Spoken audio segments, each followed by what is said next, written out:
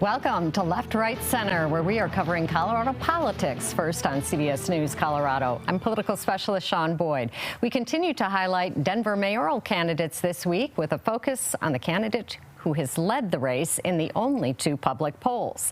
Kelly Brough is the Chief Strategy Officer for Metropolitan State University, but she is maybe best known as the first female president and CEO of the Denver Metro Chamber of Commerce. Kelly also served as Chief of Staff to former Mayor John Hickenlooper, helping host the 2008 Democratic National Convention, and before that, she headed up the city's Human Resources Department. Kelly got her MBA at CU Denver and, as a single mom, raised two daughters.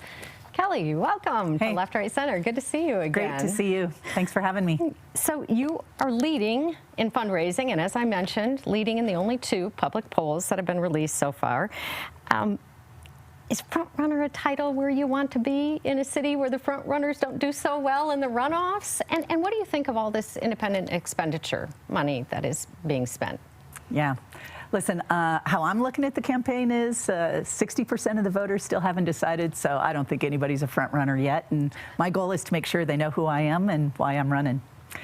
And the independent expenditures, you know, you don't control it. And by law, we are seriously distanced from it. And so you just watch what happens. And I think it's the downside, maybe, of some of the rules we put in place, because you don't get to decide how someone else represents you. But I'm grateful that there's others who are cheering me on. So I mentioned you're best known for heading up the Denver Chamber for 12 years. During that time, you know, you opposed some measures that were seen as anti-business, including paid leave, which is not where the city of Denver, you know, many of the voters are at. How do you defend that? Yeah. Well, first, I'll start by saying I strongly support paid leave. I provided it not only paid time off, but paid family leave to my own employees when I was at the chamber, and it's critical. But I also think you have to look at the details of policy, right? The paid leave we have today in Colorado, not a single employee gets 100% of their pay. And if you think about our lowest paid workers, they can't afford to live in our region or our city today. So to pretend that it's a real benefit when you don't get your full pay, I think is unfair. I think we could have done better by our workers, and I think we should. So I was looking at your campaign website, and I was struck by some of the statistics that you cite, including this one. The city will spend an estimated $37,000 to $73,000 per person in 2023, this year, on homelessness or permanent supportive housing programs.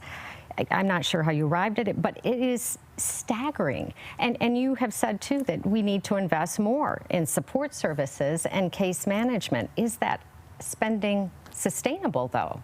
Yeah, so the city's budget for its housing sustainability department is $254 million, $250 million. And I think we can do better with the resources we have today. And I think it requires a few things. I think we have to do this work as a region. So I've met with mayors throughout the region. 5 sitting mayors in the metropolitan area have endorsed my homeless plan and me as a candidate. I think we have to use data to make the right decisions about where we put those resources. And I think we have to focus on prevention because it's way less expensive.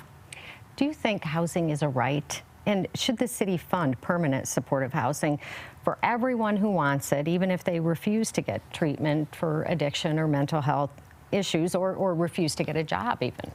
Yeah, listen, I think what we're doing today is not working at all, and I think everyone would agree. We have to be able to house and shelter people and help them get back on their feet. But I think there's the other side of this, and that is we have people today who can't make probably decisions for themselves, maybe for mental health reasons or addiction, about their own safety. And I still think we have to take responsibility to make those decisions and keep them safe. So what do you do if people refuse shelter or services? Yeah, I think we do have options, right? We have the ability to use mental health holds until they can make those decisions. But I also think we have to be really clear that we aren't going to allow people to live in the conditions, and they're horrific, living on our streets. And so for me, that would be, I will bring you in if we have to use arrest. But there's other ways we can even manage that so we're not criminalizing anyone, like deferring judgment, deferring sentences, all about getting people the support and help they need. Your website also notes that Denver ranks as the 9th most expensive city in the country for renters, the average rent being $2,500, an increase of nearly 46% since 2021. So if the state legislature passes the bill that allows local governments to enact rent control, would you support that in Denver? If not, how do you bring rents down? Yeah. You know, I think key here for me is I looked at what other cities who have used rent control, and it just hasn't worked anywhere.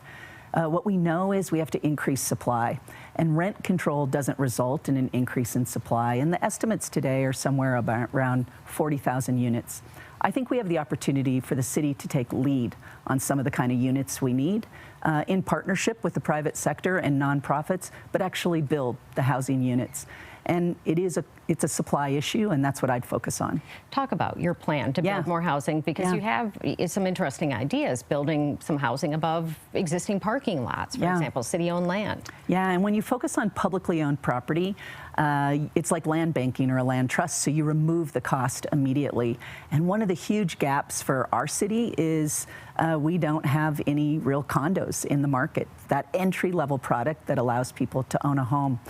And this is how we build wealth, right, as families. So I would look at building it on publicly owned land. And when you think about how much we have of those parking lots, our rec centers, our libraries, police stations, firehouses, but then you could partner with Denver Public Schools, partner with RTD, the state of Colorado, the federal government. I think there's huge opportunity. Let's talk about the other top issue in this race, which is crime. And again, your website has some compelling statistics, including that deaths in Denver to opioids increased by 308% between 2019 and 2021. A bill at the Capitol would allow local governments to open safe injection sites. Is that something that you would support? Yeah, this is a tough one for me. My personal story, we've talked about before. My husband struggled with addiction our entire life together, and I think for me, I know how hard it is to balance supporting and loving someone, but not enabling a behavior that's destroying their life and, frankly, your family. I think that's as I look at safe injection sites, for me, I feel like we're crossing a line to enabling. But if we do authorize, and it looks like they may be authorized and approved before the next mayor gets there, I think we should be clear on how we measure success as well, so we can assess if it's really making progress in the ways we think it should or not. So violent crime in Denver is up 40% since 2019. I know I'm not telling you anything you don't know, but property crime is up 60% too. Do we need tougher laws, or just do we need to enforce the laws that are on the books better? Yeah, you know what strikes me today, depending on who you ask, everyone points at someone else, you know, right? The legislature, the police didn't, you know, file a strong enough case, the district attorney wouldn't take it. These are all independent. They're not, you know, the mayor doesn't oversee them. I think what I would do is convene regularly, maybe even weekly, the presiding judge, the district attorney, the police chief, the director of safety, the mayor, where we ask the question, what's working and what's not working to make our city safer, and who's responsible? And let's get to work together to improve the safety of our city. So critics of new environmental building standards, which there have been several that have come out of the legislature in recent years, but they say they've contributed to the affordable housing crisis. How do you balance that affordability with climate change goals? Yeah, this is a huge challenge, and some of ours have certainly even been put on our ballot that we're complying with today. There is an opportunity, I think, for us to achieve both. The federal government has approved two huge packages of dollars that are focused on climate. The Infrastructure Jobs Act and the Inflation Reduction Act.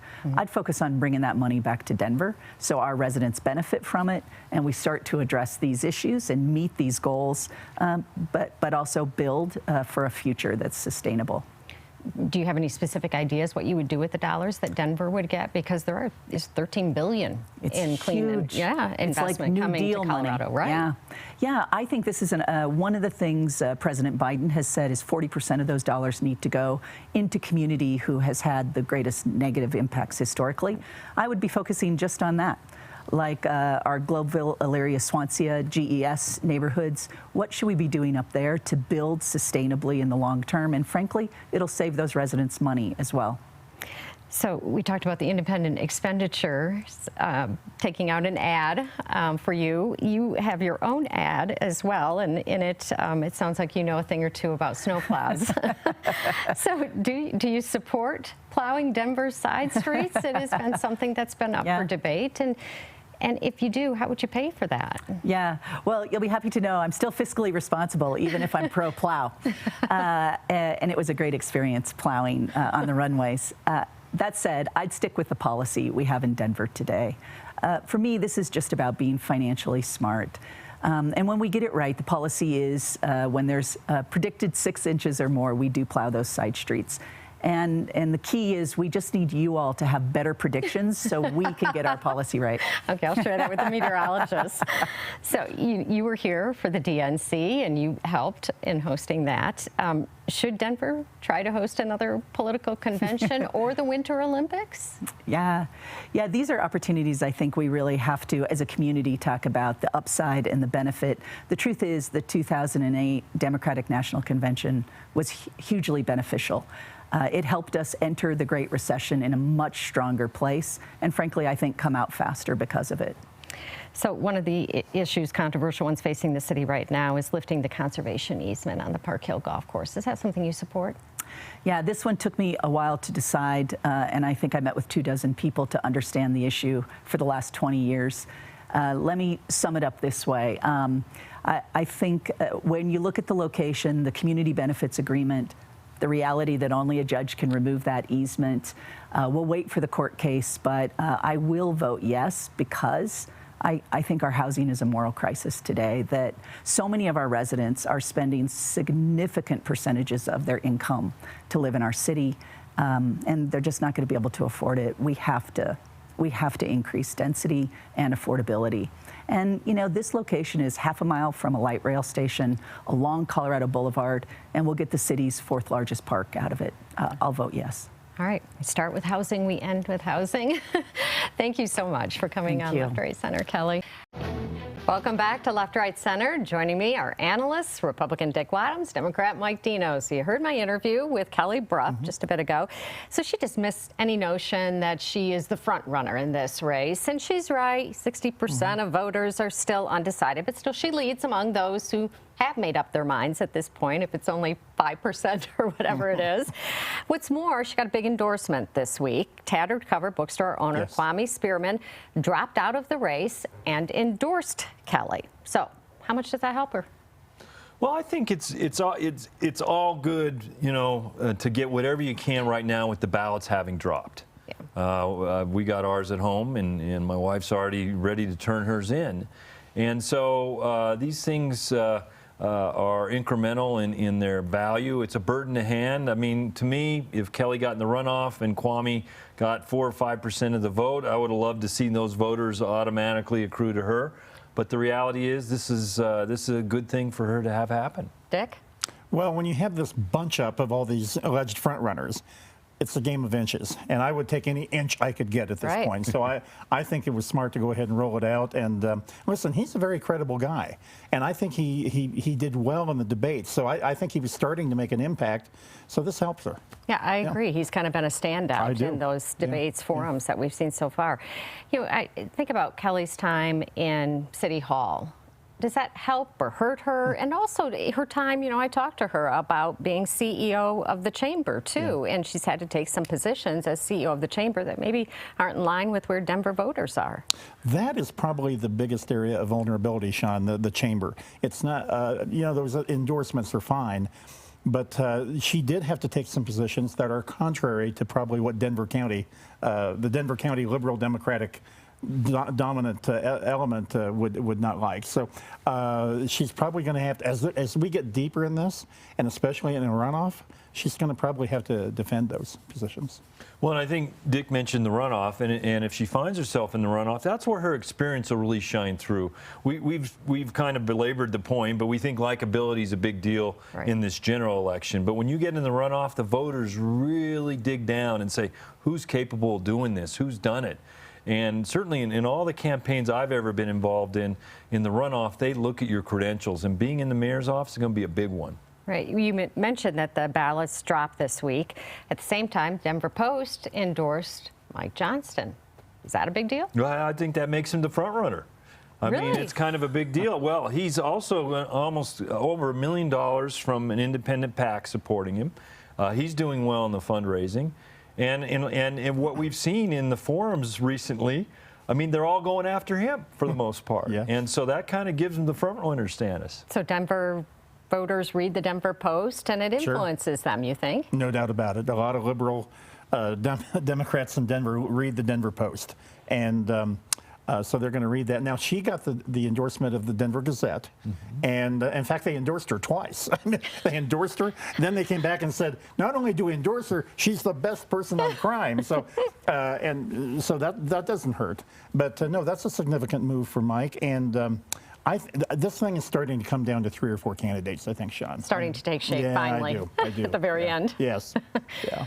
Well, if you live outside Denver and are maybe thinking, what's this mayor's race got to do with me? There's a column in the Denver Gazette this week you may want to check out. The headline, What Happens in Denver Doesn't Stay in Denver. And the author, our own Dick Wadhams. Dick, you say this is the most important election since Federico Pena in 1983? 40 years ago, yeah. Right. And you think we all have a stake in this? Yeah? I do. And you know, when we were talking last week about Federico Pena, it really hit me after we had that conversation. I wrote the column. You know, we were talking about big ideas and big projects back then. And Federico Pena was this young 42-year-old state rep ousting a 76-year-old mayor. It just had all the makings of a change of generations. Well, I think we're in the same place now, but differently. Denver's going downhill. It's not on the upsurge. It's not on the ascent. And I think that makes it the most important issue in 40 years. And on top of it, I live in Jefferson County. I think my fellow suburbanites, my fellow Coloradans all over the state, nothing happens in isolation in Colorado. When it happens in Denver, it affects all of us. And I really wanted to make that point. Mike, you live in Denver. Do you get the sense that people are tuned into this election now? No, not at all, really. You know, I've heard comments that some people haven't seen some of the candidates' commercials. I've had a colleague at work who hasn't even been paying attention to it. Wow, really? You know, I think we've talked about it. It's the timing. It's a month earlier than usual. People are coming out of the winter doldrums. And, you know, to Dick's point, I do think a lot of people outside Denver are paying attention to it. We have candidates who are talking about plans that involve other cities. Right. And if you think about it, and Dick's point about Federico Pena, the airport was built in another county. And so that impacted that county and those communities way back when. And so that's a big deal. Yeah, and DIA is a great example, which I talk about. Right. Who is not affected by Denver International Airport? Right. I mean, we all go through it. We all have to deal with it, the jobs it's created. He was a visionary, Federico Pena. I mean, he really was. There was a lot of opposition to that airport. In fact, I remember myself, why do we need this? Stapleton's fine. Well, he was right. Yeah. He was right. Yeah. So.